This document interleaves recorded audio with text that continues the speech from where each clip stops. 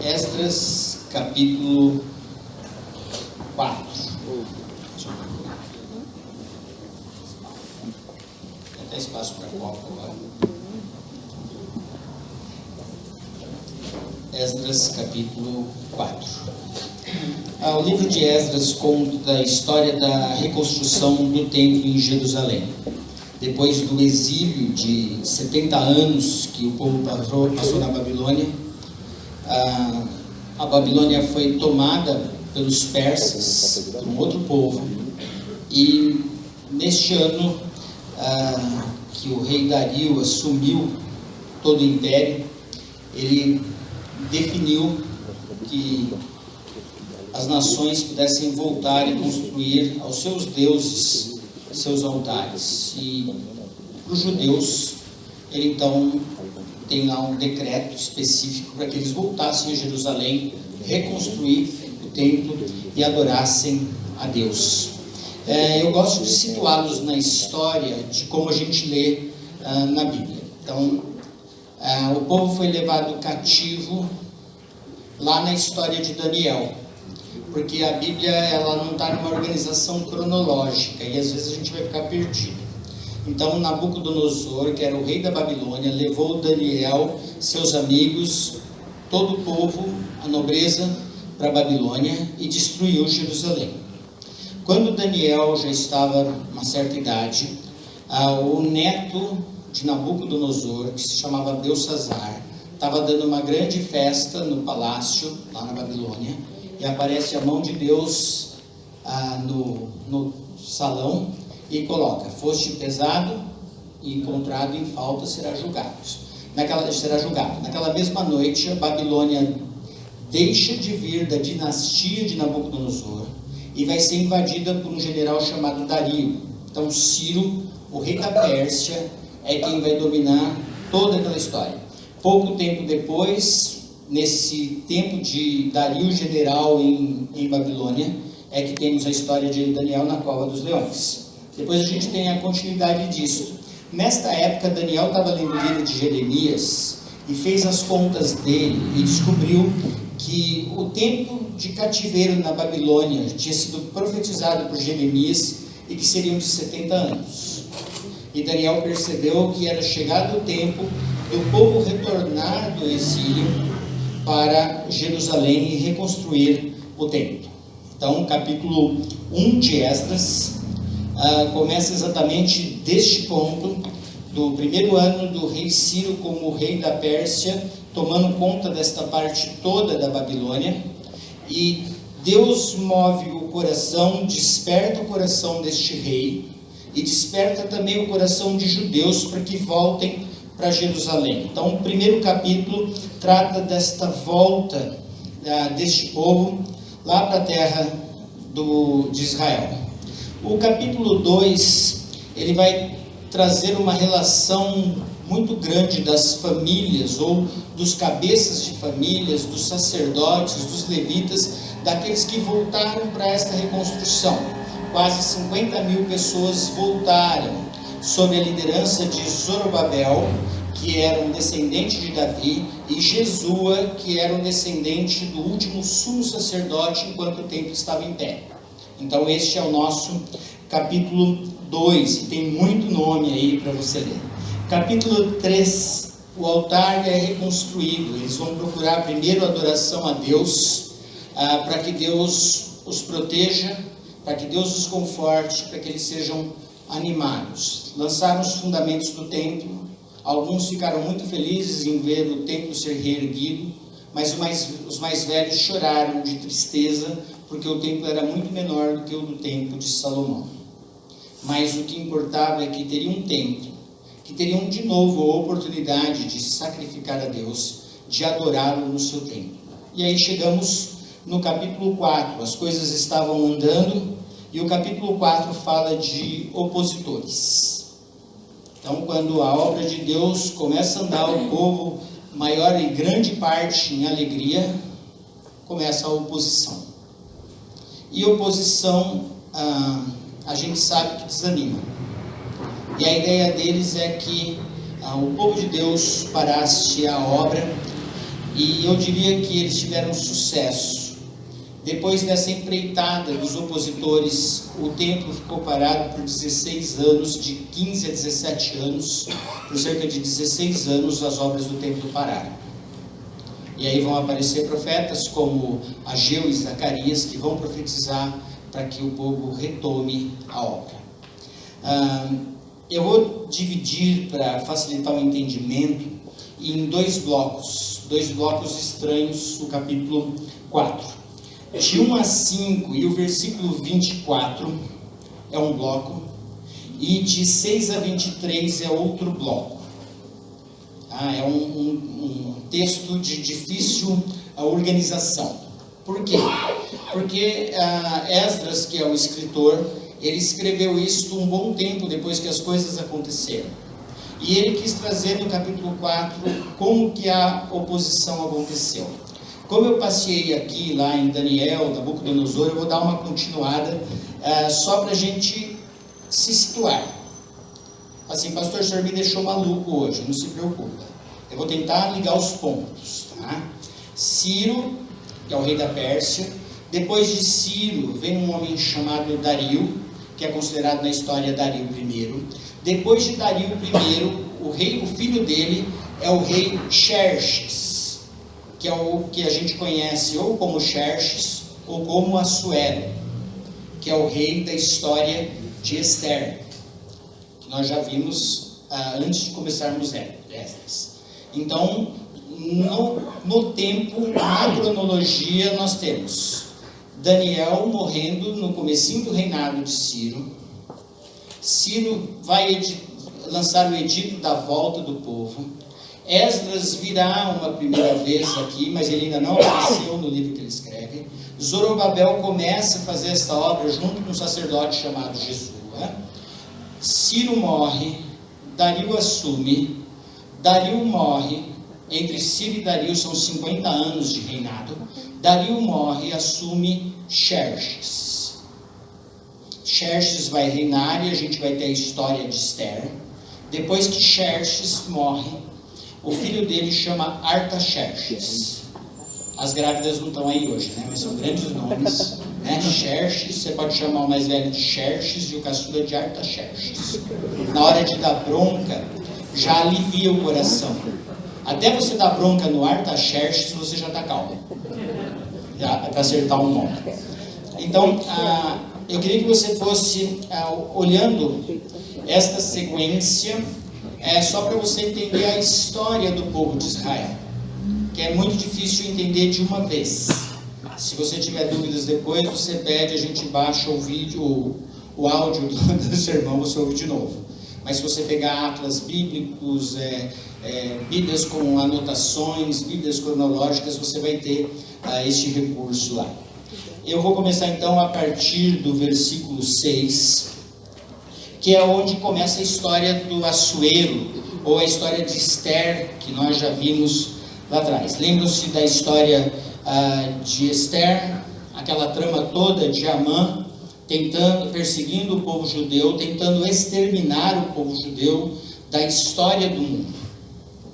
E tem uma batalha entre Amã e Mordecai, lembrando que Mordecai é um judeu da tribo de Benjamim, e Amã é alguém que era inimigo declarado do povo judeu, que perseguiu o povo judeu desde a entrada na terra prometida lá, depois que saiu do Egito. Então esse contexto todo, e a gente olha para esta batalha lá no livro de Esther, a tentativa de aniquilar o povo judeu, não era só uma tentativa política ou social, era uma tentativa espiritual. Quem estava por trás desta batalha, dessa destruição, dessa aniquilação do povo, era o próprio Satanás, tentando fazer com que o povo de Deus desaparecesse da face da terra e não houvesse oportunidade para o nascimento de Cristo Jesus. Então, a história toda ela vem discorrendo, e nós precisamos olhar na história bíblica as implicações da vinda de Cristo Jesus. O objetivo do Velho Testamento é apontar para Cristo Jesus.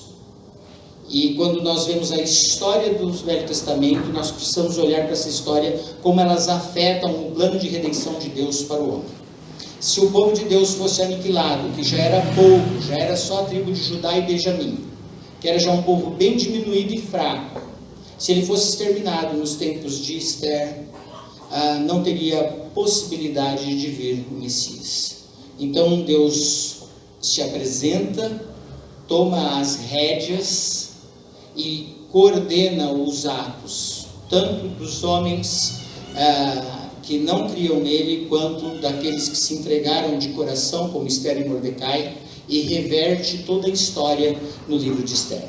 Este é o nosso versículo número 6. No princípio do reinado de Assuero, escreveram uma acusação contra os habitantes de Judá e de Jerusalém. Então a gente lembra lá na história de Esther que Amã conseguiu um edito de que destruiria todo o judeu, e que o judeu não poderia revidar. Então, ao final do livro, a gente percebe que no mover de Deus, o povo de Deus muda de posição. Então ele pode se defender, ele pode também atacar aqueles que vierem atacar, e o povo na verdade é preservado por causa do temor a Mordecai, temor à rainha Esther, a quem Assuero amava, e temor a Deus, que vinha protegendo este povo. Dos versículos 7 até o 23, nós temos uma história dos dias de Artaxerxes. E nos dias de Artaxerxes, rei da Pérsia, Bislão, Mitridate, Tabeel e os outros seus companheiros lhe escreveram. A carta estava escrita em caracteres aramaicos e na língua siríaca.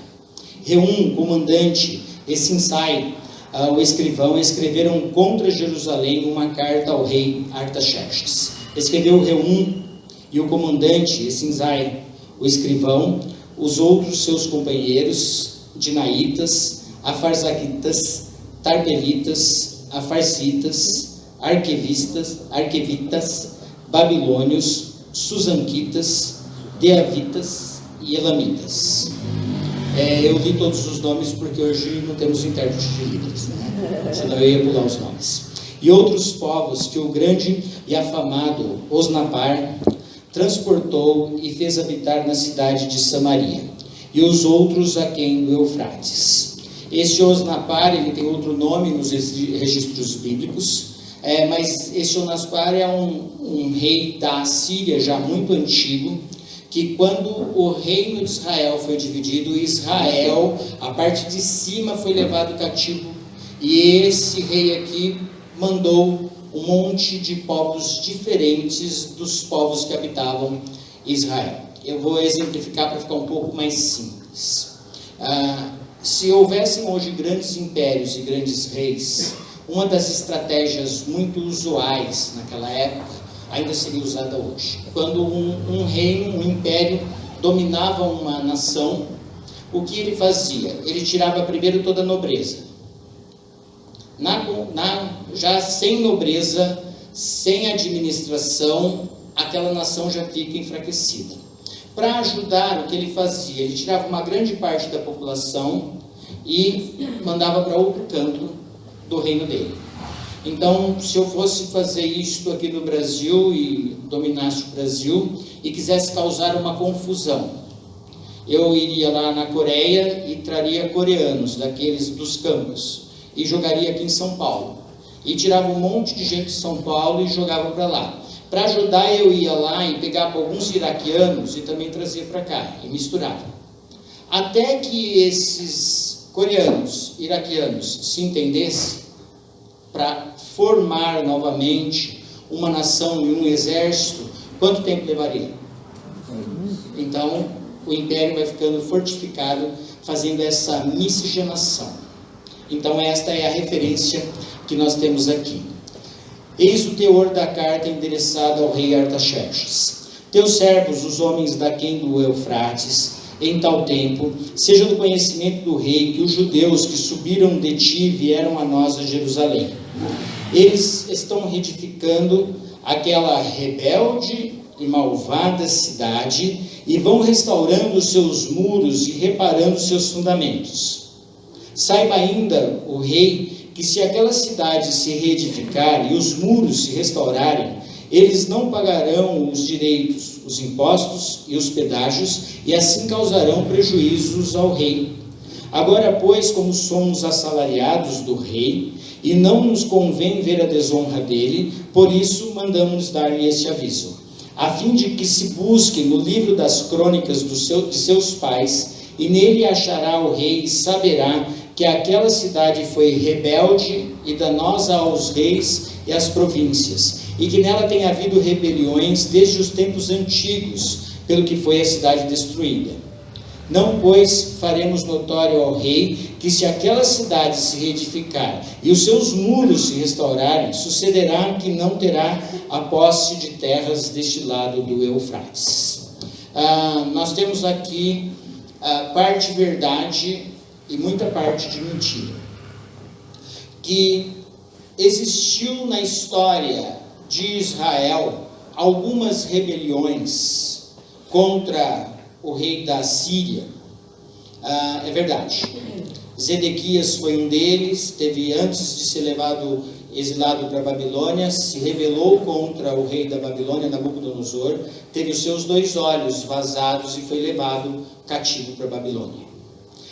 Antes dele teve outros que tentaram se rebelar contra, se unindo ao Egito, ou se unindo a alguém, para perderem esse senhorio sobre eles. O que era comum, na verdade não tinha novidade nenhuma. E se a gente pensar, Israel, ele é, em questão de terra, tamanho, Israel inteiro é do tamanho do nosso litoral, talvez do tamanho do estado do Espírito Santo, um pouco maior, um pouco menor do que isso. Então, assim, não era uma nação grandiosa, que pudesse trazer grandes prejuízos para o rei. Mas o rei, ele é assessorado por pessoas. E ele não vai lá nos arquivos, como fez Assuero, que foi ler um arquivo numa noite lá, e achou alguma coisa interessante. Mas os reis tinham lá os seus escrivães que fariam este trabalho. A carta foi enviada, então, versículo 17, respondeu o rei a Reum, comandante, a Sinzai, o escrivão, e aos seus companheiros que habitam em Samaria, como aos restantes que estão além do Eufrates. Paz. A carta que nos enviaste foi distintamente lida na minha presença. Ordenando-eu, buscaram e acharam que dos tempos antigos aquela cidade se levantou contra reis, e nela se tem feito rebeliões e motins. Também houve reis poderosos sobre Jerusalém, que da além do Eufrates dominaram em todo lugar, e se lhes pagaram direitos, impostos e pedágios. Nós não somos profundos conhecedores da Bíblia, mas me diga o nome de reis poderosos que tiveram um grande reino em Israel, que Israel se estendeu muitíssimo a fim de deixar com que as outras nações ficassem amedrontadas. Davi e Salomão. Mais algum? Não? Ele não tem mesmo. Depois de Salomão, o reino é dividido e ele entra em decadência. Primeiro Israel e por último Judá. Então, peraí, isso é verdade? Não. Mas aconteceu. Teve 2 grandes reis. Eu queria que você voltasse os seus olhos ao versículo 5. Alugaram contra eles conselheiros para frustrarem o seu plano. Aqui nós temos corrupção, compra de voto, temos suborno, temos, que mais? Como é que chama? Dá mais nome aí. A gente conhece tudo isso daqui. Compra de informação. Então, assim, a informação era verdadeira? Era verdadeira. Mas quando é que Davi foi rei? Isso está muito distante. As rebeliões, que tamanho que foram essas rebeliões? Então, essas pessoas que estavam no reino, compradas, aqueles que estavam no local também, alugando pessoas para que o rei recebesse a resposta que eles gostariam. Então, o rei diz o seguinte: agora, pois, dai ordem a fim de que aqueles homens parem o trabalho e não se edifiquem aquela cidade, a não ser com a minha autorização. Aí eu vejo aqui que Artaxerxes era um pouco mais esperto do que Xerxes, o pai dele. Xerxes fazia tudo que Amã mandava. Lembra disso lá no livro de Esther? Xerxes perguntava para todo mundo, né? E fazia o que eles queriam. Artaxerxes falou assim: me entregaram um relatório que diz mesmo que é assim. Eu quero que pare, mas até que eu mande recomeçar. E nessa história de Artaxerxes, quando a gente chegar, já está aqui na frente, a gente já vai chegar. Guardai-vos, pois, que seja remisso nessas coisas, porque há de crescer o dano em prejuízo dos reis. Depois de lida a cópia da carta do rei Artaxerxes perante Reum, Sinzai e o escrivão e seus companheiros, foram eles apressadamente a Jerusalém, aos judeus, e de mão armada os forçaram a parar a obra. Esse daqui é o gancho para o capítulo 1 de Neemias. Quando Neemias pede para que o irmão dele traga um relatório, informações de Jerusalém, as informações voltam da seguinte forma em Neemias 1:3. Disseram-me: os restantes que não foram levados para o exílio e se acham lá na província estão em grande miséria e desprezo. Os muros de Jerusalém estão derribados e as suas portas queimadas. A história de Neemias é com o rei Artaxerxes. É uma continuação da história.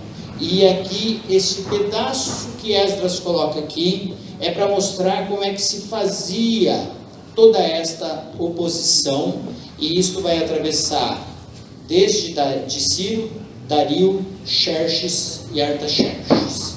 Mas a gente percebe que Deus tem movimentado pessoas neste meio tempo para que o povo seja cuidado e o povo possa se reunir novamente para depois, o último profeta depois de Ageu e Zacarias é Malaquias. Depois disso, o próximo profeta que a gente terá em Israel já é João Batista. E a partir da semana que vem a gente começa a pregar sobre Natal. Já está pertinho, né?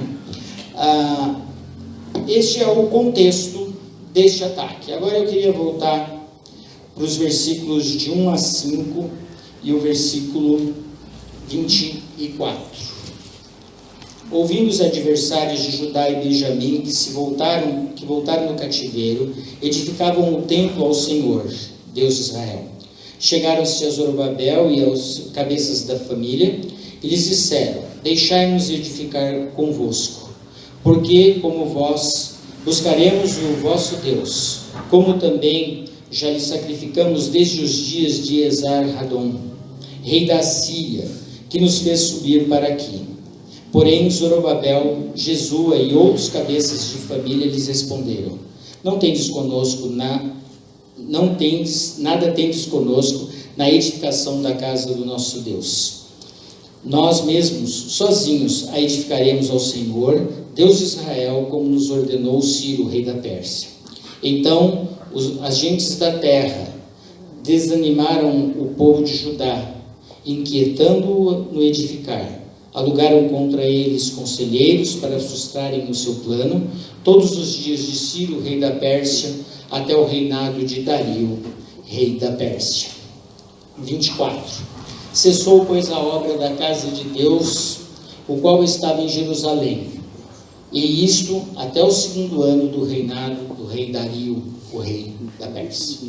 Então, se você for fazer a leitura corrente, é de 1 a 5, e depois o último versículo lá. O que o autor fez foi um resumo de como as oposições aconteciam. O que Esdras já faz, ele já diz na abertura de que ouvindo os adversários de Judá.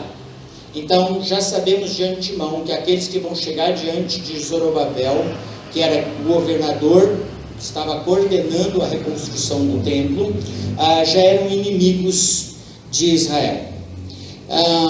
Como é que a gente vai saber disso?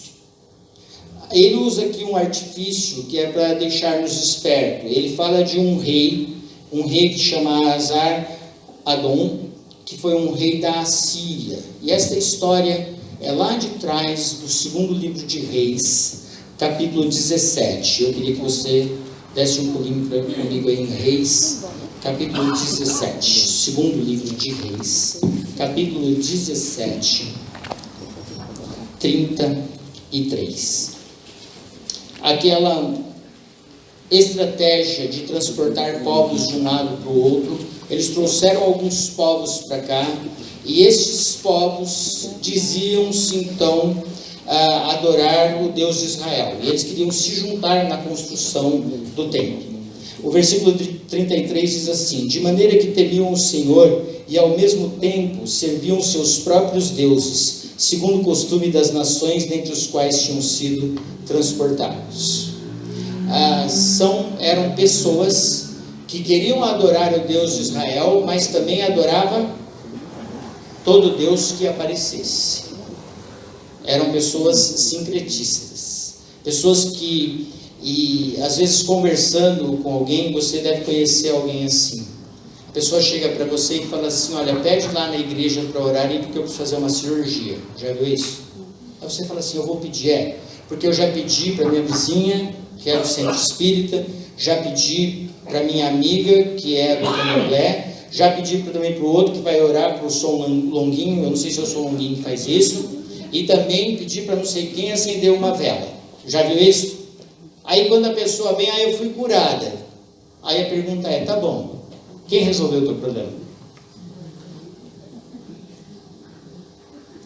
Às vezes a gente ouve esse pedido e diz: não, pode deixar, eu vou levar a sua oração para a igreja.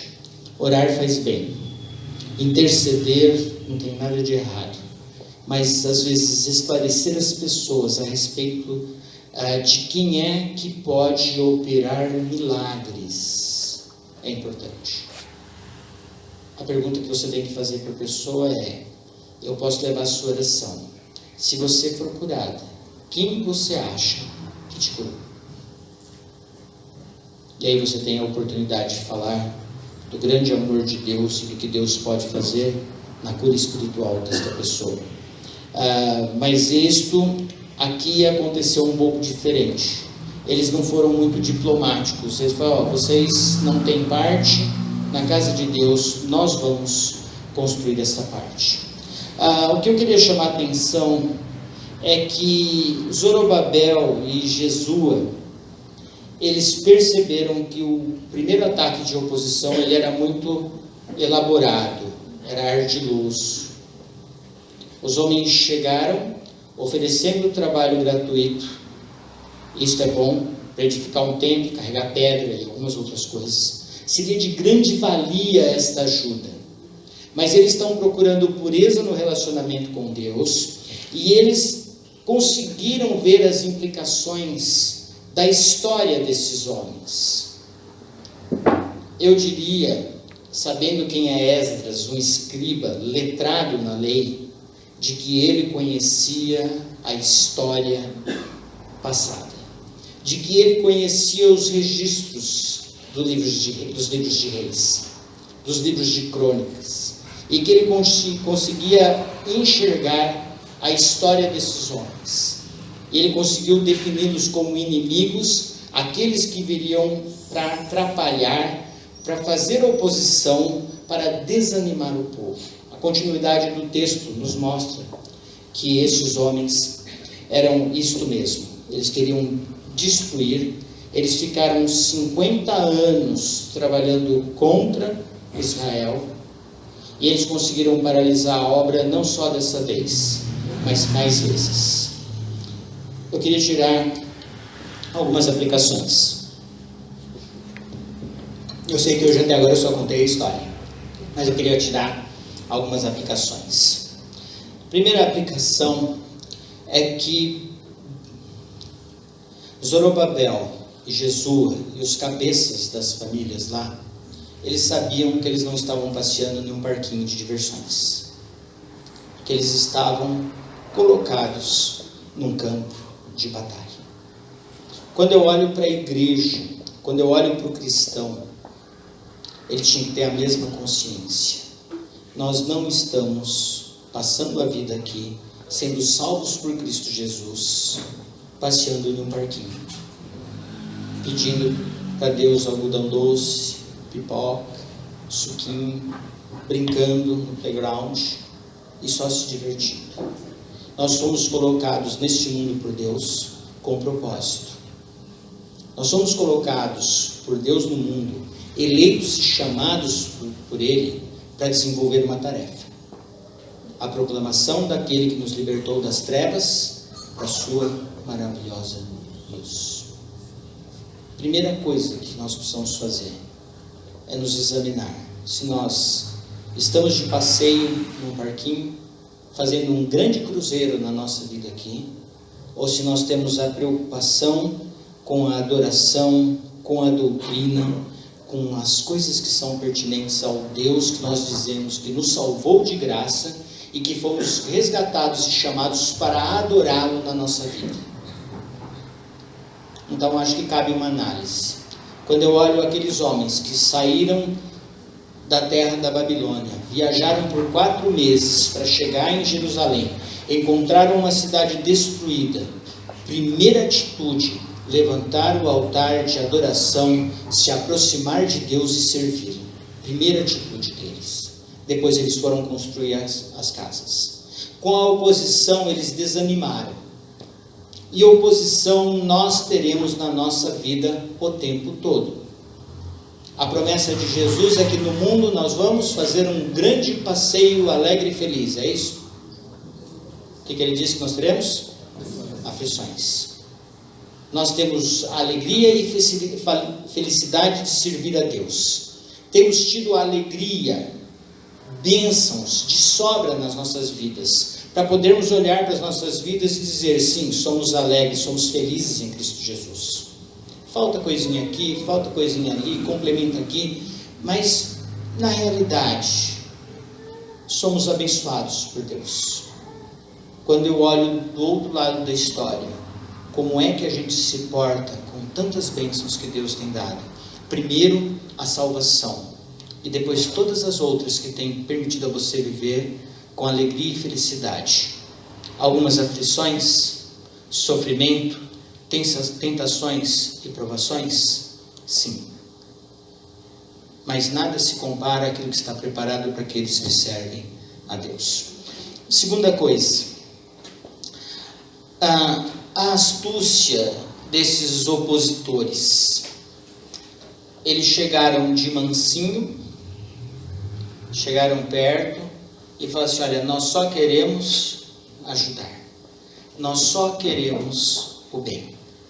Hoje a gente não tem talvez esse tipo de ajuda ou de tentativa nesse formato, mas hoje nós temos um instrumento chamado internet, YouTube. E quando eu abro o YouTube e eu coloco qualquer coisa lá, o que vem? Coisa boa e tudo mais que tiver sobre determinado assunto. E uma das coisas que eu faço bastante, quando vou preparar algum assunto, eu vou lá, vou olhar as pessoas que eu conheço, vou olhar as pessoas que eu confio, vou olhar as pessoas com história e vou olhar as pessoas que eu também não confio. Então eu lembro que há um tempo atrás eu fui preparar um sermão sobre milagres de Jesus e eu vi um sermão de Edir Macedo.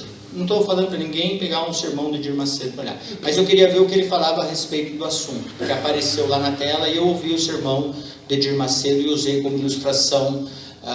E tem na internet lá o Edir Macedo falando que Jesus perdeu tempo fazendo um milagre de transformar água, enfim. É muita petulância de alguém dizer que Jesus perdeu tempo ou desperdiçou o milagre. Mas acesse lá a internet e veja o sermão dele na íntegra. O que eu fico pensando é que eu preciso conhecer um pouco da história das pessoas que estão falando na internet. Se o sujeito é um desigrejado, e agora tem uma tropa de desigrejados na internet, que tipo de orientação ele vai dar? Contra A igreja. Não, igreja é institucional. E aí quando você institucionaliza, o pastor te coloca na igreja, você se torna membro, o pastor quer o seu dízimo. E dízimo não está no Novo Testamento. Eu não sei se vocês já perceberam que todo desigrejado prega contra o dízimo. Já viram isso? Prega contra o dízimo. E aí você começa a ouvir algumas coisas, e você às vezes não faz como os crentes de Bereia, que eram nobres. Eles vão lá na palavra de Deus conferir. A nossa regra de fé e prática é Bíblia. Se este pastor disser alguma coisa que está contra a Bíblia, eu preciso desconfiar. E às vezes eu já preciso desconfiar por conhecer só o histórico do que ele crê. Então, cuidado. A astúcia de Satanás no uso desses meios de informação que tem atingido, porque agora, antes a gente só via internet no computador, né? Agora o computador anda no bolso com a gente e a gente vê a internet o tempo todo. E às vezes distraído, ouvindo as coisas, você está recebendo informações. Eu separei o texto de Efésios 4,14. Diz assim: para que não sejamos mais como meninos, agitados de um lado para o outro e levados ao redor por todo o vento de doutrina, pela artimanha dos homens, pela astúcia com que induzem ao erro. Cuidado. Cuidado com o que você ouve sem critério. É perigoso. As coisas precisam ser conferidas com a palavra de Deus. Homens não têm a resposta final. A palavra de Deus tem a resposta final. Confie em pastores, em estudos que se baseia na palavra de Deus e que procura tirar as verdades dela.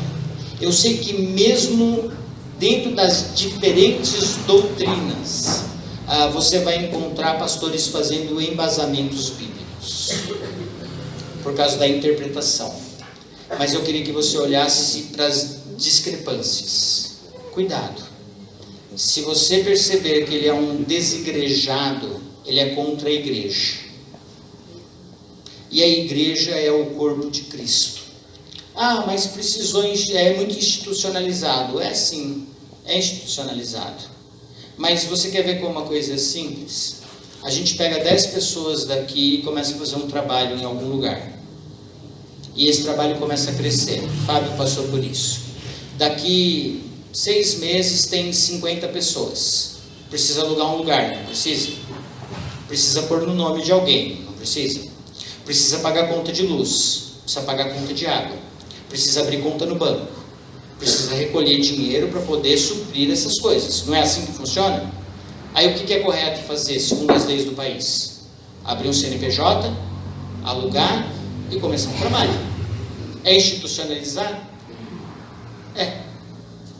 Institucionalizar uma atividade religiosa hoje é importante, porque ficam protegidas as lideranças e os membros. Então, cuidado com o que a pessoa é contra. E aí eles começam a colocar, e uma das grandes questões que eu tenho sentido e vejo, que antes não tinha e agora chove, o dízimo não é bíblico. O dízimo não é bíblico. E aí vai desanimando os crentes a entrarem no processo da adoração. Dízimo é adoração, é reconhecimento, é gratidão ao Deus que tem dado todas as coisas para nós, as pequenas e as grandes. Temos sido abençoados. A gente olha para a igreja e vê que tem irmãos fiéis na história de dízimo a vida inteira e nada lhes faltou. Nadaram em dinheiro? Não nadaram, mas sentem o gozo da gratidão, se relacionam com o seu Deus em adoração. Dízimo faz parte da adoração, é devolver parte do que Deus nos dá. Só que a gente vai ouvindo informações, e essas informações vão enchendo a nossa mente, e nós vamos nos desviando dos preceitos bíblicos. Eu não vou tratar de dízimo hoje, eu farei isso em outra oportunidade, mas faz parte da vida do cristão, não é da lei. Abraão já era dizimista, os apóstolos eram dizimistas porque eles vieram da estrutura, de uma estrutura judaica que era uma estrutura dizimista, e a igreja foi formada por esses homens, e a igreja era sustentada de forma generosa por esses homens que a mantinham. Então assim, temos que ter cuidado com o dinheiro e saber como o dinheiro é utilizado, é institucionalizado. Sim, nós temos que fazer isso. Mas eu preciso tomar cuidado se o vento de doutrinas não está vindo soprar e eu estou me desviando. E para finalizar, Mateus capítulo 5.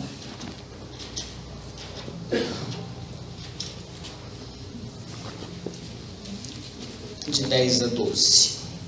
Mateus 5, de 10 a 12.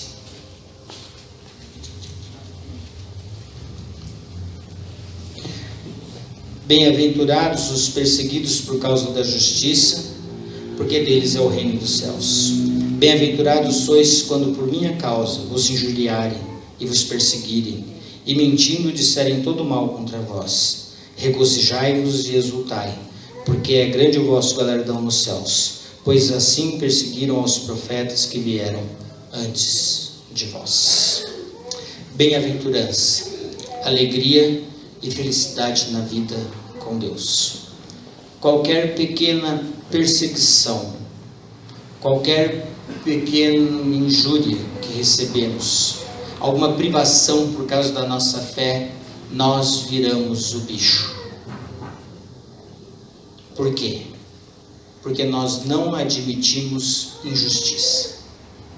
Só que o que Deus diz é: você é feliz quando você for injuriado e disserem mentiras contra você por causa do nome de Cristo.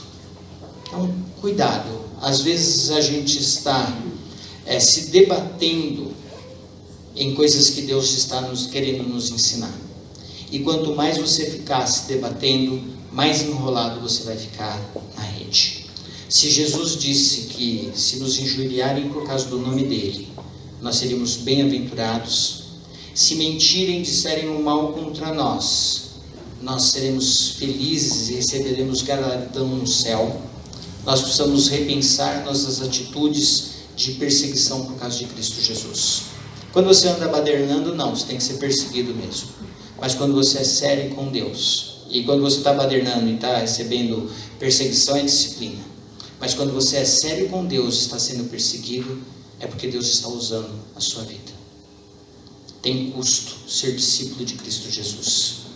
E nós, crentes, desta nossa geração aqui, todos nós, queremos um passeio de parquinho na vida cristã. Precisamos repensar o servir a Cristo Jesus. Precisamos repensar a adoração. Que Deus abençoe a gente.